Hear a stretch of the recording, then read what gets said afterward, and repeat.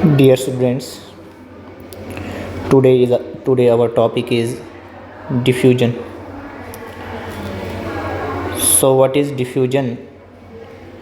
Diffusion is the separating and intermixing of substance with another substance due to motion of its particles is called diffusion.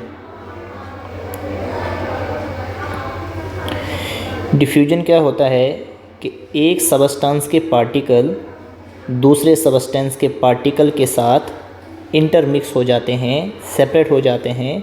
उस process को diffusion कहा जाता है। The separating and intermixing of a substance with another substance due to motion of its particles is called diffusion. Diffusion is the property of matter which is based on motion of its particles. Diffusion जो है matter की एक ऐसी property होती है जो particles के motion के ऊपर बेस होती है। पार्टिकल्स जो मैटर के हैं वो मूव करते हैं और पार्टिकल्स की मूवमेंट की वजह से डिफ्यूजन होती है। तो हमने यहाँ पे एक एक्सपेरिमेंट बताया है। Suppose we take two jars, this is jar first, this is jar first and this is jar second.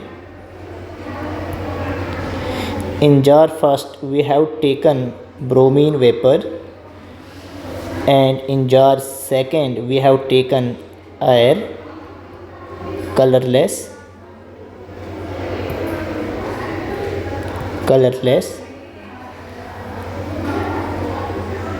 First jar में हमने ब्रोमीन वेपर्स लिए हैं जो रेड ब्राउन कलर के हैं,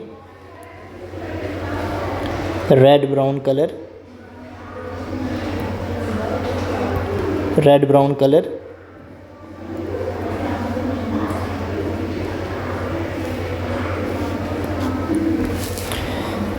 तो जब हम इन दोनों जार से यहाँ से ये लिड को रिमूव कर लेंगे, the particles of the bromine vapour will got mix into the particles of air, and after some time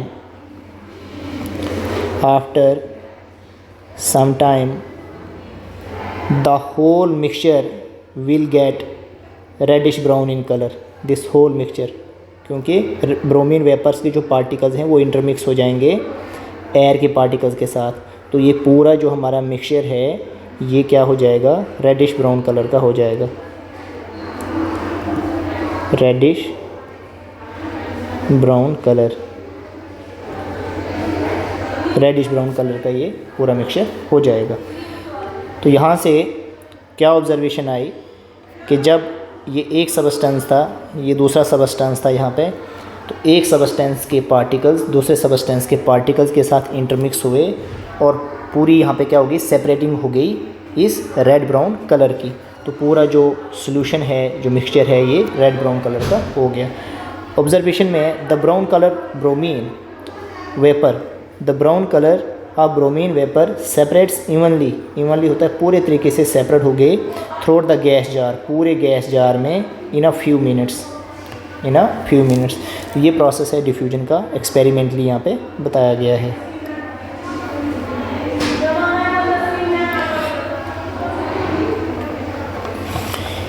diffusion is fastest in gases. Gases के अंदर डिफ्यूजन बहुत तेज़ी से होता है, फास्टेस्ट। क्यों गैसेस के अंदर क्यों डिफ्यूजन फास्टेस्ट होती है? Because the particles in gases move very rapidly. क्योंकि गैसेस के केस में क्या होता है, पार्टिकल्स के बीच में स्पेसेस बहुत ज़्यादा वैकेंट होती हैं। तो गैसेस जो हैं, गैस के जो पार्टिकल्स हैं ये मूव करते हैं रैपिडली। तो due to motion of this particles diffusion जो गैसेस का होता है बहुत फास्ट होता है। Diffusion is slowest in solids के केस में डिफ्यूजन बहुत कम होता है, नेग्लिजिबल, बहुत कम। Because the particles of solid do not move much. जो सॉलिड के पार्टिकल्स होते हैं they have no vacant spaces present between the particles. As a result, the diffusion of solids is very low, because the particles do not move at all. The rate of diffusion increases on increasing the temperature of the diffusing substance. जो भी matter diffuse हो रहा है, अगर उस substance का temperature increase कर दिया जाए तो डिफ्यूजन भी इंक्रीज़ हो जाएगी। जैसे ये सॉलिड है, अगर हम इस सॉलिड का टेम्परेचर इंक्रीज़ करेंगे, अगर इस सॉलिड का टेम्परेचर हम इंक्रीज़ करेंगे तो पार्टिकल्स के बीच में स्पेसेस वैकेंट हो जाएंगी, फिर ये इजीली डिफ्यूज़ हो जाएगा जब हम इसका टेम्परेचर इंक्रीज़ करेंगे।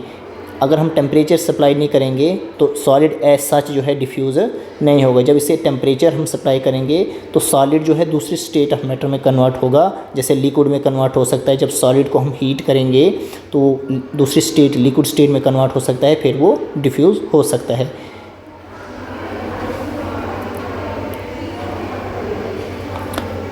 तो जब हम टेम्परेचर को इंक्रीज़ करेंगे सबस्टेंस के तो डिफ्यूजन भी जो है इंक्रीज़ कर जाएगी, ज़्यादा डिफ्यूजन हो जाएगी।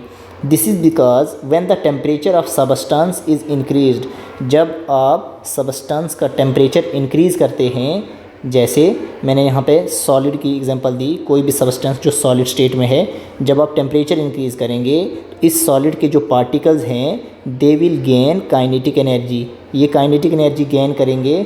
और जितनी ज़्यादा इन पार्टिकल्स के पास काइनेटिक एनर्जी होगी तो ये उतनी ज़्यादा मूवमेंट करेंगे, जितनी ज़्यादा इन पार्टिकल्स की मूवमेंट होगी तो उतनी ज़्यादा डिफ्यूजन होगी। क्योंकि डेफिनेशन में ही हमने बताया था कि पार्टिकल्स की मोशन की वजह से डिफ्यूजन होती है। तो पार्टिकल जितने ज़्यादा मूव करेंगे तो उतनी ज़्यादा डिफ्यूजन हो सकती है। This is because when the temperature of substance is increased by heating, its particles, मतलब जो भी state of matter है, its particles gain kinetic energy and move more rapidly, and this increase in speed of particle of a substance and increase the rate of diffusion. substance के जो particle होंगे उनकी speed जो है movement की increase हो जाएगी और diffusion का rate भी increase हो जाएगा। तो अब हम एप्लीकेशन पार्ट में देखते हैं, गैसेस की डिफ्यूजन के बारे में बात करते हैं। तो गैसेस का डिफ्यूजन बहुत फास्ट होता है। रीज़न वही है, पार्टिकल जो हैं एक दूसरे से बहुत दूर दूर होते हैं, इजीली डिफ्यूज़ हो सकते हैं। This is because particles in gases move very quickly in all directions, क्योंकि गैसेस के पार्टिकल्स के बीच में फोर्स ऑफ अट्रैक्शन बहुत वीक होते हैं।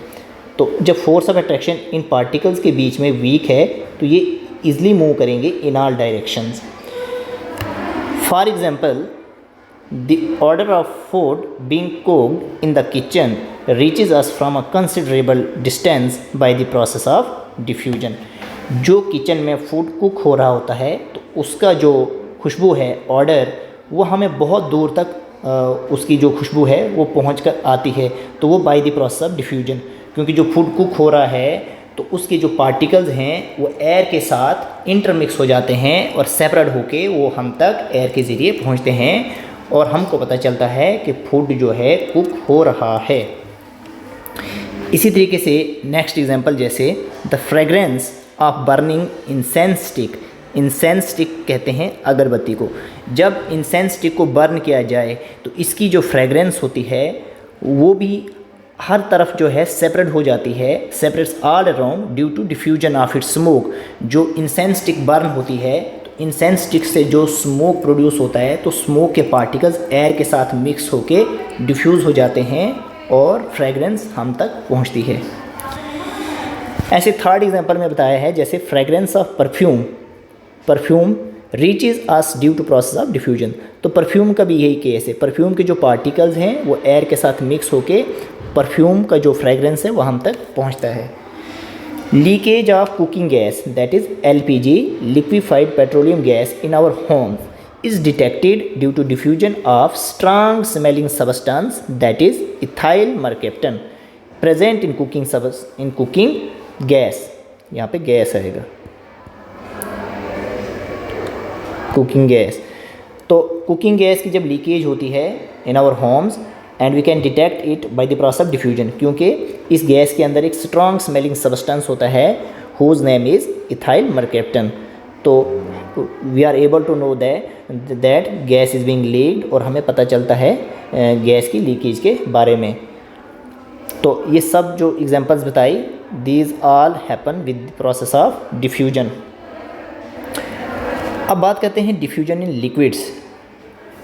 गैसेस में बहुत ज़्यादा डिफ्यूजन होती है, लिक्विड्स में मॉडरेट डिफ्यूजन होती है, मॉडरेट, ना ज़्यादा ना कम। Diffusion in liquids is slower than gases, gases से कम होती है गैसेस से कम होती है। For example the separating of purple colour of potassium permanganate into water on its own is due to diffusion of potassium permanganate का ये फॉर्मूला लिखा है, पोटेशियम परमैंगनेट KMnO4, इस तरीके से आप लिखेंगे KMnO4, ये 4 आपको यहाँ पे सबस्क्रिप्ट में लिखना होता है,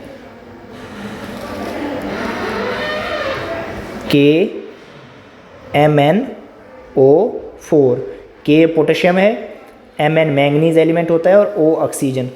तो ये पोटेशियम परमैंगनेट जो केमिकल कंपाउंड है इसका फार्मूला है। तो इसके जो पार्टिकल्स हैं KMnO4 के, पोटेशियम परमैंगनेट के, तो ये भी डिफ्यूज़ हो जाते हैं वाटर के पार्टिकल्स के अंदर। और इस पोटेशियम परमैंगनेट का जो कलर पर्पल कलर है, जब ये वाटर के अंदर डिफ्यूज़ होता है तो पूरे वाटर का कलर भी पर्पल हो जाता है। कहने की बात ये है, जो ये बात बताई है, the separating of purple colour of potassium permanganate into water on its own, खुद ही पार्टिकल्स की मूवमेंट होती है due to diffusion of KMnO4 particles in water. क्या बात है, जैसे हमने यहाँ पे ये कोई बीकर लिया और हमने बीकर के अंदर वाटर, ये बीकर के अंदर हमने वाटर लिया। अब इस वाटर के अंदर हमने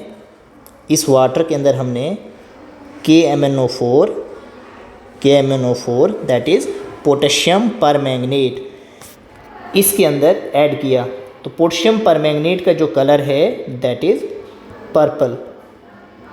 तो जब हम इस KMnO4 को इस वाटर के अंदर ऐड करेंगे तो KMnO4 के पार्टिकल्स खुद डिफ्यूज़ हो जाएंगे और वो इस पूरे वाटर को जो है पर्पल कलर का कर लेगा, इस पूरे वाटर का पर्पल कलर। तो मतलब KMnO4 के जो पार्टिकल्स हैं वो डिफ्यूज़ हो गए वाटर के पार्टिकल के अंदर और पूरा कलर जो है वो पर्पल कलर का हो गया। जैसे इंक का सेपरेट हो जाना वाटर के अंदर, आपने किसी बीकर के अंदर वाटर लिया और वाटर के अंदर आपने ड्रॉप ऑफ इंक को ऐड किया, तो जो इंक का कलर होगा वही पूरे वाटर का कलर भी हो जाएगा। इंक जो है वो पूरे वाटर में सेपरेट आउट हो जाएगी by the process of diffusion. Ink की जो पार्टिकल्स हैं वो पूरे वाटर में सेपरेट आउट हो जाएंगे bye the process of diffusion. तो ये डिफ्यूजन इन लिक्विड्स के अंदर 2 एग्जांपल्स बताई थी।